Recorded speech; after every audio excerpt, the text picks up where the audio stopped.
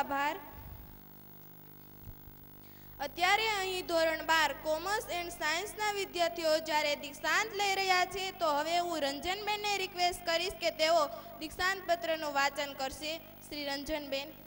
करार विंदे नपदार विंदम मुखार विंदे विनिवेशयन्तम वटस्य पत्रस्य पुटे शयानम बालम मुकुंदम मनसा स्मरामि. कर्मभूमि विद्यारंभ साइंस एकेडमी दीक्षांत पत्र. शाळा परिवाરના અંશરૂપ આપ જ્યારે આ પ્રાંગણમાંથી વિદાય લઈ રહ્યા છો, ત્યારે એક સદવિચાર રૂપી આ પત્રિકા આપના હસ્તે મૂકતા હૃદય ધન્યતા અનુભવે છે. વિદ્યાર્થી મિત્રો, દીક્ષાંત એટલે શિક્ષણનો અંત એવું કદી નહીં વિચારતા આપણે એવું સમજીએ કે દક્ષતા એટલે કે પ્રવીણતા પ્રાપ્ત કરવાની એક શરૂઆત. અહીંથી જ આપ શિક્ષણ માટેનો એક પાયાનો તબક્કો પૂર્ણ કરીને આપણા ઉજ્જવળ ભવિષ્યના નિર્માણ તરફ ડગ માંડી રહ્યા છો. સાથે આપ તરુણાવસ્થામાંથી યુવાવસ્થામાં પ્રવેશી રહ્યા છો. મિત્રો, અમારી પરમાત્માને હૃદયની પ્રાર્થના છે કે આપણા જીવનની સઘળી પળો આનંદમય રહો, પરંતુ એ કદાચ માનવ જીવન માટે શક્ય નથી. તેથી વિકટતમ પરિસ્થિતિમાં પણ આપ અડગ રહો એ માટે સદવિચાર અર્પીએ છીએ. આ વિચાર શ્રી અબ્રાહમ લિંકને પોતાના પુત્રની શાળાના હેડમાસ્ટરને જે પત્ર લખ્યો હતો તેના આધારે મેળવેલ છે. આશા છે કે ઉપયોગી થશે. વિદ્યાર્થી મિત્રો, બધા માણસો ન્યાયપૂર્વક વધતા નથી અને બધા માણસો સાચા હોતા નથી, પણ તમારે એ સમજવાનું છે કે સમાજમાં જેમ લુચ્ચા માણસો હોય છે તેમ સારા માણસો પણ હોય છે જ, અને સ્વાર્થી રાજદ્વારી માણસો હોય છે. તેવી જ રીતે સમર્પણની ભાવનાવાળા આગેવાનો પણ હોય છે જ. આપને એ પણ યાદ રાખવાનું છે કે સાચી રીતે કમાયેલો રૂપિયો મફતમાં મળેલા 5 રૂપિયા કરતાં અનેક ગણો કિંમતી છે. આપ ખેલ દિલથી હાર પચાવતા શીખજો અને જીતવાનો આનંદ માણવાનું પણ ચૂકતા નહીં. આપ અદેખાઈથી દૂર રહેજો અને શાંત મલકાટમાં છુપો આનંદ રહેલો છે તેને અનુભવવાનો પ્રયત્ન કરજો. આ કમ્પ્યુટર યુગમાં બની શકે તો પુસ્તકોની અજાયબ દુનિયાની સફર કરજો. મિત્રો, આપને હજુ પણ ભાવિમાં ઘણી પરીક્ષાઓ આપવાની છે, તો ચોરી કરીને પાસ થવું એના કરતાં નાપાસ થવું એ ઘણું વધારે માન ભર્યું છે. બીજા બધા જ્યારે આપણા વિચારો ખોટા છે એમ કહે છે, તો પણ જો આપ ખરેખર માનતા હોય કે આપ ખરા છો તો એમાં શ્રદ્ધા રાખજો. સારા માણસો સાથે સલુકાઈથી વર્તજો, પણ યાદ રાખજો કે આકરા માણસો સાથે આકરું વર્તન પણ જરૂરી છે. આપનામાં એ શક્તિ કેળવજો કે બધા જ જ્યારે પવન પ્રમાણે પીઠ બદલતા હોય ત્યારે ટોળાઓને અનુસરવાને બદલે એકલ વીર બની શકો. એમાં પણ સાચા ખોટાનો વિવેક રાખજો. આપ સૌ કોઈની વાત શાંતિથી સાંભળજો, પરંતુ તેમાંથી જેટલું સારું અને ઉપયોગી હોય તેટલું જ ગ્રહણ કરજો. હરીફાઈ અને દોડધામ ભરી જિંદગીમાં થોડો નિરાંતનો સમય પણ રાખજો કે આપ શાંતિથી એકલા બેસીને આકાશમાં ઊંચે ઉડતા પક્ષીઓ, સૂર્યના પ્રકાશમાં ગણગણતી મધમાખીઓ, સુંદર લીલીછમ ટેકરીઓ ઉપર ખીલેલા અનુપમ પુષ્પો અને એવા અગણિત કુદરતના ખજાનાનું શાશ્વત રહસ્ય સમજવાનો આનંદ માણી શકો. ઉપરોક્ત વિચારોને જીવનમાં ઉતારીને આ સમજને ઉપયોગી બનો એ જ અમારી ગુરુ દક્ષિણા. શ્રી વિદ્યાઆરંભ શાળા પરિવાર. ખૂબ ખૂબ આભાર રંજનબેન. વિદ્યા પ્રકાશે શાળાની અજવાળતા, સંશય વિદ્યાર્થીઓના સહજમાં જે ટાળતા, જિજ્ઞાસા વૃત્તિ વિદ્યાર્થીની સદાય જે પોષતા, મમતા અને સમતા સદાય સૌ પર રાખતા એવા પ્રાણવાન આ સંસ્થાના હાર્દ સમાન શ્રી શર્મિલાબેનને હું વિનંતી કરું છું કે તેઓ આ કાર્યક્રમને અનુરૂપ ઉદ્બોધન કરશે. તો શ્રી શર્મિલાબેન. જય બજરંગ યુવક એજ્યુકેશન એન્ડ ચેરિટેબલ ટ્રસ્ટ સંચાલિત શ્રી વિદ્યારંભ શૈક્ષણિક સંકુલ અંતર્ગત શ્રી સમર્પણ વિદ્યાલય, શ્રી સંજીવની માધ્યમિક શાળા, શ્રી સ્વામી સચ્ચિદાનંદજી મહારાજ ઉચ્ચતર માધ્યમિક શાળા, શ્રી સંજીવની સ્કૂલ ઓફ સાયન્સ અને ઇંગ્લિશ મીડિયમ સ્કૂલના દરેક વિદ્યાર્થી ભાઈઓ અને બહેનો, શિક્ષકગણ અને અત્રે ઉપસ્થિત શાળા પરિવારના દરેક સભ્યોનું હું હાર્દિક સ્વાગત કરું છું. આજે ધોરણ 12ની સામાન્ય પ્રવાહ અને વિજ્ઞાન પ્રવાહની વિદાય સમારંભ છે, દીક્ષાંત સમારોહ. અહીંયા રંજનબેને દીક્ષાંત પત્રમાં કહ્યું એ પ્રમાણે દીક્ષાંત એટલે વિદાય નહીં લઈએ આપણે, વિદાય એવો અર્થ નહીં કરીએ. દીક્ષાંત એટલે દક્ષતા પ્રાપ્ત કરવાની એક પરિસ્થિતિ. અહીંયાથી તમે પ્રવીણતા પ્રાપ્ત કરવા જઈ રહ્યા છો. એવું કહી શકાય ને કે વિદ્યારંભનો પ્રાંગણ એક પંખીનો માળો માની લઈએ તો પંખીના બચ્ચા જેવી રીતે મોટા થઈ અને ઊંચે આકાશમાં ઉડવાની જેવી રીતે કોશિશ કરી રહ્યા હોય છે, એવી રીતે તમારે અહીંયાથી આ માળો છોડી અને સમગ્ર વિશ્વને મળવાની કોશિશ કરવાની છે. સમગ્ર વિશ્વને મળવા તમે જઈ રહ્યા છો. એટલે દીક્ષાંત એટલે દક્ષતા પ્રાપ્ત કરવાની પરિસ્થિતિ. એક ધોરણ 12ના વિદ્યાર્થીઓ અહીંયાથી જ્યારે કોલેજ તરફ જઈ રહ્યા છે, ઉચ્ચ શિક્ષણ તરફ જઈ રહ્યા છે, અને બીજું યુવાનીના ઉંમરે ડગ માંડી રહ્યા છે, ત્યારે હું થોડું એમને કહીશ કે દરેક વ્યક્તિની એક મહેચ્છા હોય છે કે જીવનમાં સફળ થવું છે. દરેક વ્યક્તિની એક ઈચ્છા હોય છે કે જીવનમાં સફળ થવું છે. તો એના માટેના થોડા સૂત્રો છે એ હું અહીંયા તમને જણાવીશ. સૌ પ્રથમ તો ધ્યેય. કોઈ પણ ધ્યેય તમે જે નક્કી કરો ત્યારે 100% બધા ઉચ્ચ ધ્યેય નક્કી કરતા હોય છે, પણ એ ધ્યેય કેવું હોવું જોઈએ કે ઊંચું,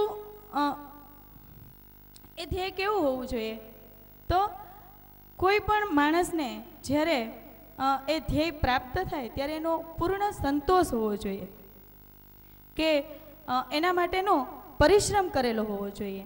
એક દીપક છે એ અજવાળું પાથરે છે, તો આપણે એમ કહીએ છીએ કે દીપક છે એ બીજા માટે જલે છે અને અજવાળું પાથરે છે. તો એ દીપક છે પરિશ્રમ કરે છે, પોતાની વાટને બાળે છે, પોતાના ઘીને બાળે છે, એટલા માટે એ અજવાળું પાથરી શકે છે. તમારે તમારા શરીરરૂપી, તમારા મનરૂપી વાટને બાળવાની છે, ત્યારે તમે સમગ્ર વિશ્વને અજવાળું પાથરી શકવાના છો. જ્યારે દીપક છે એ ઠરી જાય છે, જલવાનું બંધ કરી દે છે, તમે પરિશ્રમ બંધ કરી દેશો ત્યારે આ વિશ્વને અજવાળું આપતા બંધ થઈ જશો. તો દીપકની જેમ શરીરને ઘસવું પડે, મનને કસવું પડે, છતાંય સતત જલતા રહો અને સતત અજવાળું પાથરતા રહો. ત્યાર પછી આત્મવિશ્વાસ. આપણે એમ કહીએ છીએ કે મારી પાસે આ નથી, મારી પાસે આ નથી, એટલા માટે અમે કંઈ કાર્ય કરી શકતા નથી. ઘણી વખત નબળા વિદ્યાર્થીઓ એમ કે અમને યાદ નથી રહેતું, અમને દાખલા આવડતા નથી, હોશિયાર વિદ્યાર્થીઓની જેમ અમારી કેપેસિટી નથી. એવું નથી. પછી છેલ્લે આપણે એવું વિચારી લઈએ છીએ કે અમારા ભાગ્યમાં હશે એવું થશે. તમારા ભાગ્યના નિર્માતા તમે પોતે છો. એક રાજા હોય છે, એને સતત એવો પ્રયત્ન એનો હોય છે કે કોઈ પણ કામની કાર્યની શરૂઆત કરતાં પહેલાં એ જ્યોતિષને પૂછે, ગ્રહ દશા બરાબર છે કે કેમ, અત્યારે સમય સારો ચાલે છે કે કેમ. સતત એવી એમની ટેવ કે કોઈ પણ કાર્ય શરૂ કરે એટલે એ જ્યોતિષને પૂછે.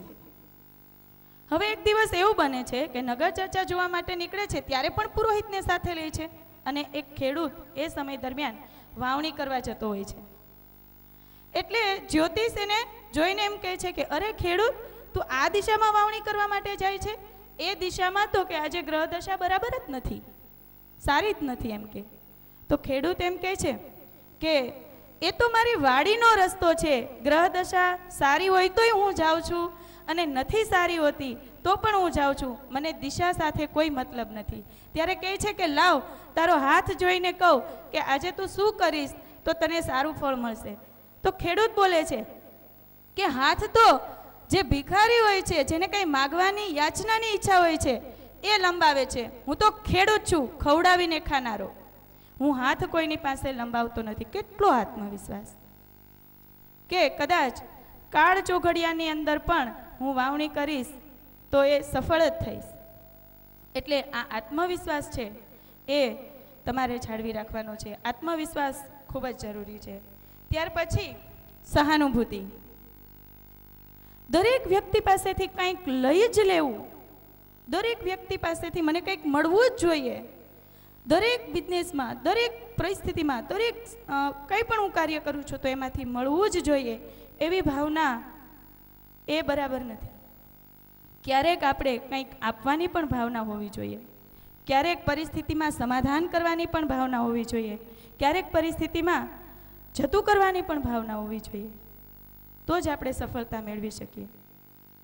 એનું પણ એક ઉદાહરણ હું તમને આપીશ.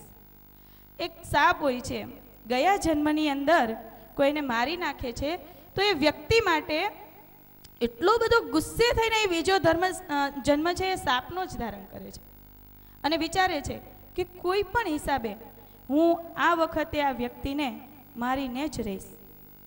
પછી એ વ્યક્તિને એક વખત સપનું આવે છે અને એવું કહે છે કે તારું મૃત્યુ આજે છે અને ગયા જન્મમાં તે જે સાપને માર્યો તો એ જ સાપ તને મારવાનો છે. ખૂંખાર સાપ. બરાબર. પછી એ વ્યક્તિ બહુ સરસ યોજના કરે છે. સવારે ઉઠે છે અને એના માણસોને એવું કહે છે કે તમે આ સાપનું જે દર છે જે ઝાડ નીચે ત્યાં સુધીમાં ફૂલોની સેજ બિછાવે છે. એટલી સરસ ચાદર, અત્તરના આમ પાણીઓ છાંટે છે, સુગંધિત દ્રવ્યો છાંટે છે અને મીઠા દૂધના વાડકાઓ મૂકે છે પોતાના રસ્તામાં. એ સાપ જ્યાંથી આવવાનો હોય છે ને એના રસ્તામાં.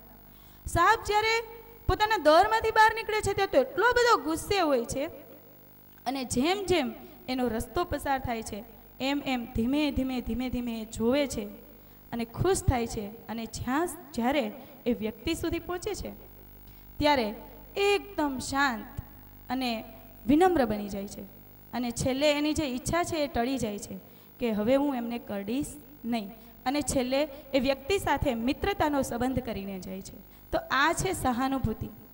કોઈ પણ વ્યક્તિ તમારું કંઈ પણ ખરાબ કરે છે તો એક વખત ગુસ્સો આવી જાય છે પણ બીજી વખત પરિસ્થિતિને સમાધાનની નજરે જોવાની છે. જતું કરીને થોડું ઘણું પણ એને સલુકાઈથી લેવાની છે. ત્યાર પછી છે સાહસ અને નિયમિતતા.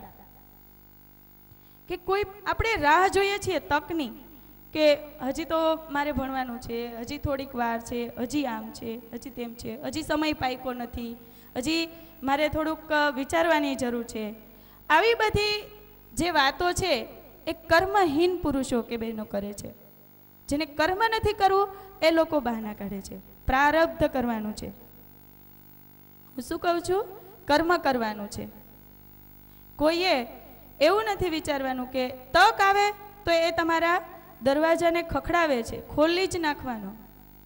એટલે એના માટે ઘણા એવું કહે છે કે મારી પાસે ધન નથી તો હું કઈ રીતે મારું બિઝનેસ સ્ટાર્ટ કરું, કે હું આમ કરું કે તેમ કરું. બરાબર. હૈયું મસ્તક અને હાથ ખૂબ દીધું નાથ, જા ચોથું નથી માગવું. આપણી પાસે જે છે ભગવાને ઘણું દીધું છે. એક વ્યક્તિ એવું કહે છે કે મારી પાસે ધન નથી એટલે હું મારું બિઝનેસ નહીં શરૂ કરી શકું અને નાસીપાસ થાય છે. ત્યારે એક એને ગુરુજી મળે છે અને એમ કહે છે કે શું પ્રોબ્લેમ છે? તો કે ધન નથી, પરિસ્થિતિ એવી નથી કે હું મારું કંઈ કરી શકું. તો શું કહે કે એક વ્યક્તિ પાસે હાથ નથી, એમના 1 કરોડ રૂપિયા આપવા માટે તૈયાર છે એક હાથ માટે. તું તારો હાથ આપીશ? તો એમ કે હું મારો હાથ કેવી રીતે આપી શકું? તો બસ એ જ સાચું ધન છે અને એ વ્યક્તિની બુદ્ધિ ફરે છે.